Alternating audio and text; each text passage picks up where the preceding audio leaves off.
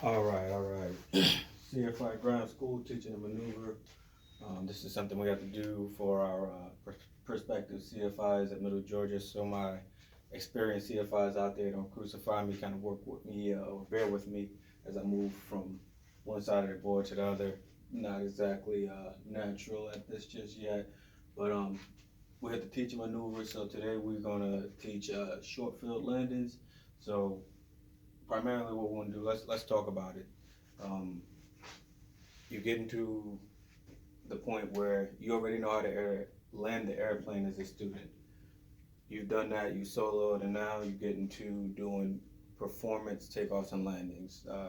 So one of those would be a short field landing, and objectively, what we want to do is accurately execute a short field approach and precision landing on your chosen spot. Most of the stuff in this is similar to a normal landing until you get up until the point where you're actually about to start configuring and turn your base. But the reason why we end up doing short field landings, there's a variety of reasons, but a few of them would include maybe you have an obstacle that has significantly reduced the amount of available runway that you can land on because it's pretty close to the threshold, or maybe the runway is constructed in a way where you don't have as much usable runway to land on, or maybe ATC has requested that you land and hold short. They may have departing traffic or something like that. So you have this significant amount of landing distance that you can't use. So you have to now manage your airspeed and land the airplane and stop within pretty much a specified amount of time that is, very much shorter than what you would normally have. So what we want to do and how we want to fly this is, like I said, not too much different from a normal landing. We got our model Piper airplane here. So we come to the downwind. We have 2,300 RPM set in there. We're holding our altitude, and for convenience, we're just going to say GUMPS. But you want to refer to your pre-landing checklist for your specified airplane.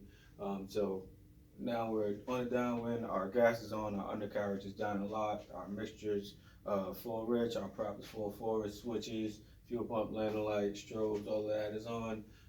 We start to get a beam our touchdown point, and now what we want to do is reduce our power to 1,700 RPMs, throw in 10 degrees of flaps, and we want 90 knots indicated airspeed. So the way we want to do that, if you remember, is we're now in reverses, and so we're talking pitch for airspeed, power for altitude. So 1,700 RPMs, we start to slowly get a little pitch down and get a little descent going. We got 90 knots in there. We're now 45 degrees from the runway, and typically what we want to do is just make sure we're set up so that if that means flying this a little bit wider, it's anticipated, it's expected. If that means you got to wait a little bit longer before you turn base, that's fine. The main thing is being set up. So now we're set up. We got 1,700, 90 knots, 10 degrees of flaps. We want to make our call, make it downtown traffic. Night train 261 is turn left base, runway 28. Once we're on base is really a crucial phase of the short field landing, because now you're at a position where you can judge what's going on. You can see the runway, you can see if there's any traffic coming, you can see and be able to make a decision more effectively.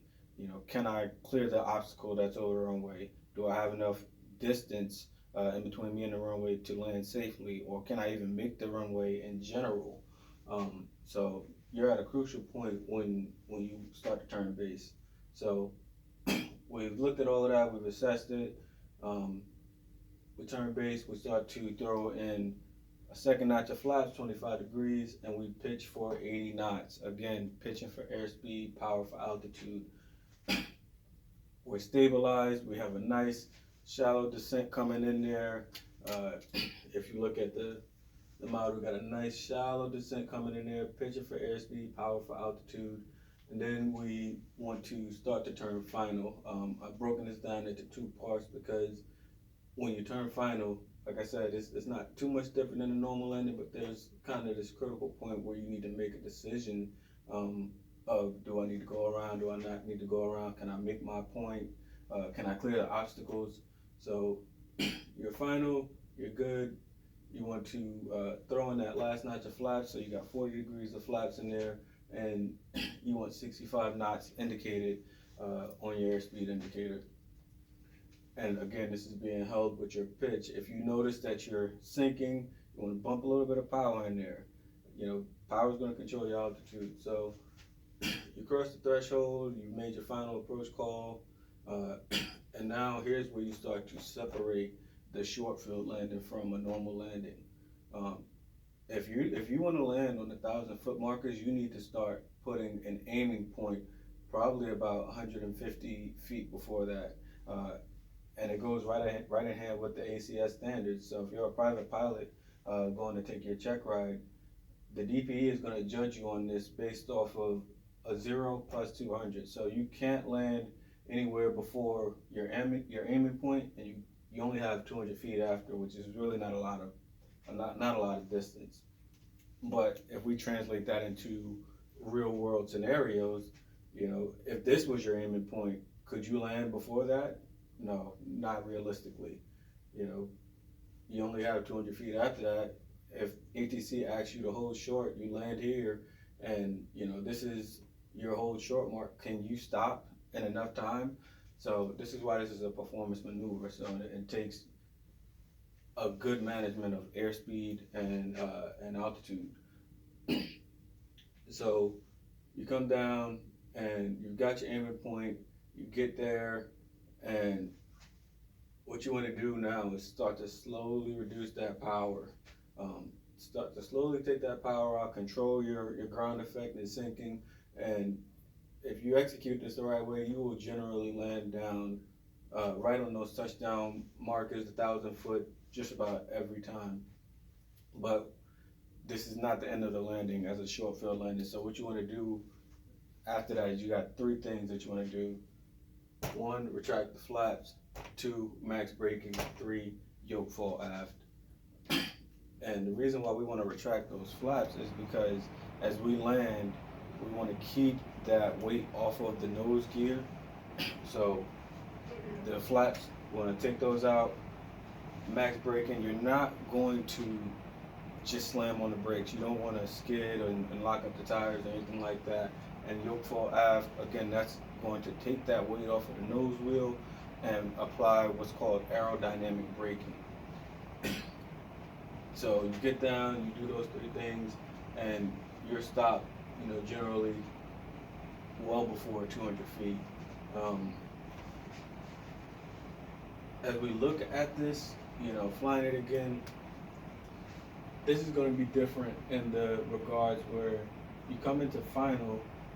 On a normal landing, you'll have a nice shallow descent profile.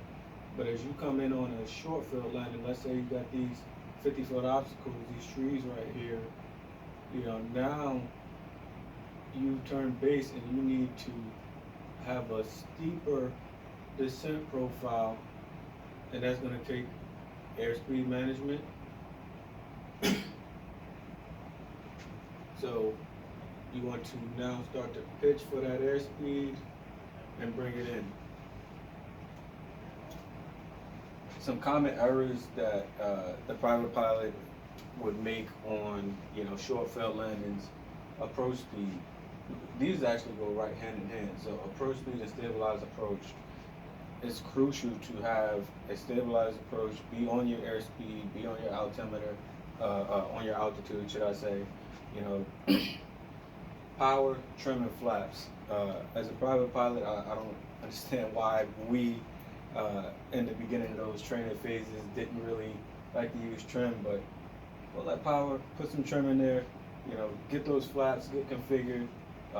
Another one, not having one hand on the power. that should be second nature. You know, you always have your hand on the power. Do I need to make a go around? Do I need to add a little bit more power? Am I sinking too fast? Am I too high? Do I need to reduce it? And these right here all go hand in hand as well. So round out on the touchdown, directional control, and improper braking. These are actually, well, this one right here in particular is a mistake that I actually used to make when I first started to do this. When I started to round out, I didn't apply full aft with the flaps down. You got to take those flaps out and get that weight off of the nose gear and back onto the mains.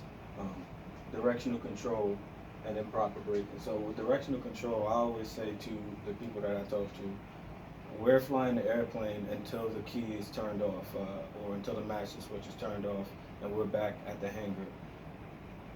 You gotta keep in crosswind correction. You gotta keep in, keep in mind that you're using, your rudder to maintain that directional control, because it's probably going to be a little more effective than those ailerons. And you don't want to side load the tires on landing.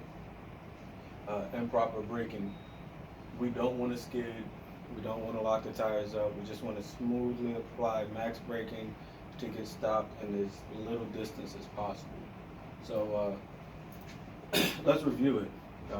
It's really a lot less complicated than we make it. It comes downwind, comes 1700 RPMs, 90 knots, and now we start to get that shallow descent, turn base, second notch of flaps, 80 knots, and then we turn final, full flaps, 40 degrees of flaps, 65 knots indicated. We now come down, cleared our obstacle. We're pitching for that 65, and if we need any altitude, we will throw that power in there. We're now at our touchdown point, or our aiming point.